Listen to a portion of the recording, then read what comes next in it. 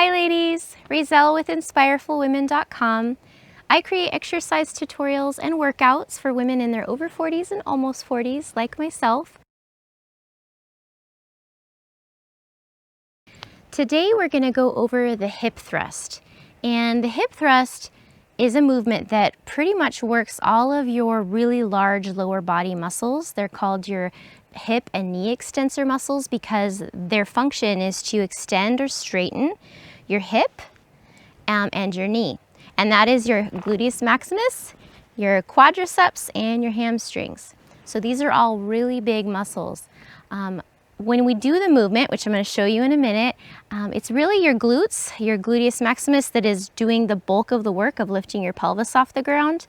Your hamstrings assist in straightening the hip to the top. And then your quadriceps actually help extend the knee during the movement.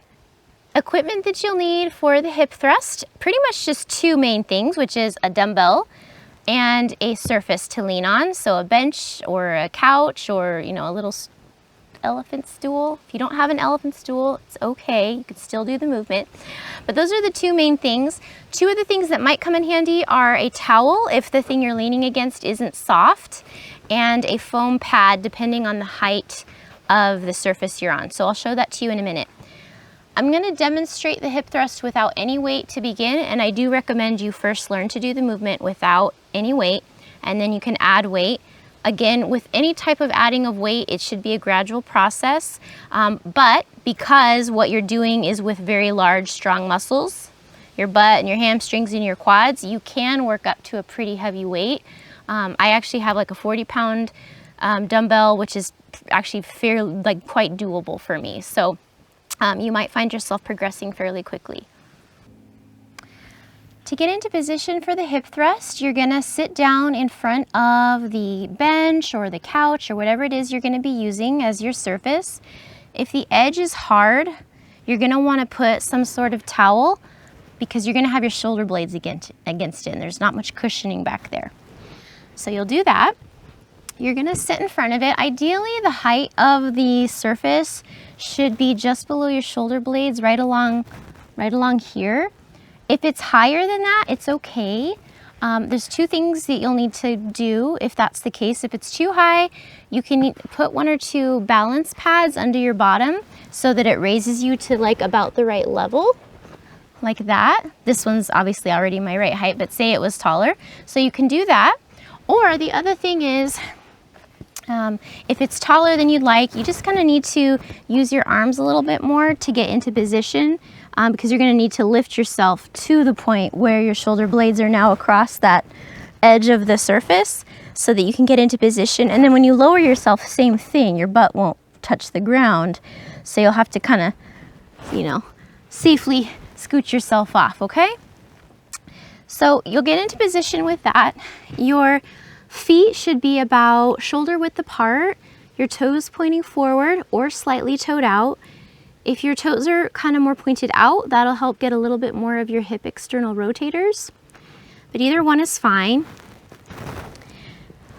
The position you're going to be getting into is basically where at the top of the movement, you're going to look about like this. So as far as your feet placement, you just kind of need to actually raise yourself up so that your thighs are parallel with the ground and just kind of, check and find where it feels comfortable. The idea is that when you're at the top of the movement, you should be able to feel well supported without much effort. Of course, your glutes are going to be working really hard during the movement, but you should be really well supported with your positioning in relation to the bench that you're using.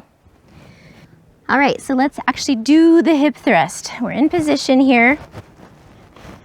Shoulder blades across the back of the surface there. The idea is to push down into your feet and use your glutes, strongly activate them to push your pelvis up towards the ceiling. And the goal here is actually to move your hips into extension, which actually means past neutral. So a neutral hip is when there's like no crease here in your hip line. But the idea is actually to push up even further if you can. In this position, it's hard to do, but you might be able to get, 5 degrees of extension. But that's the idea, is to strongly squeeze your glutes and push up as high as you can, like that.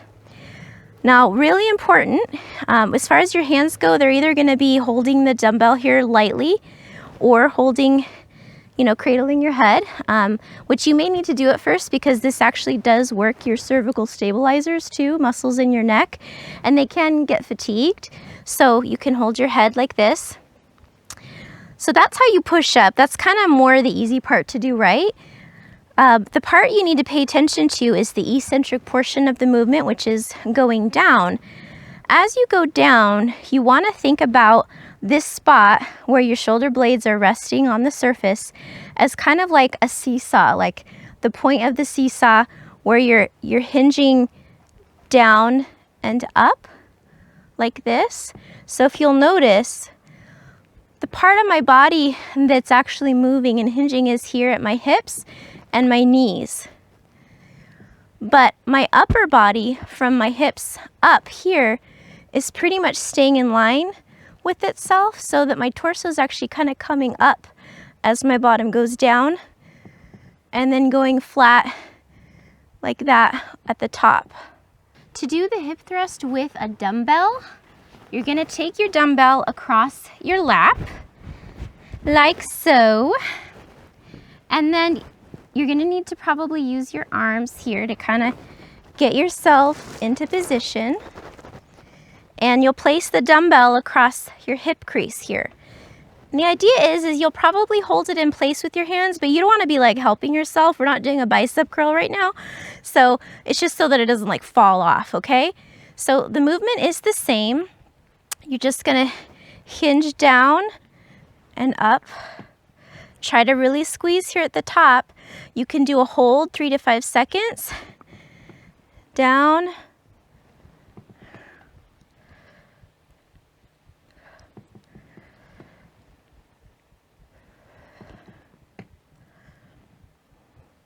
Think about going slow on the eccentric portion, the down part.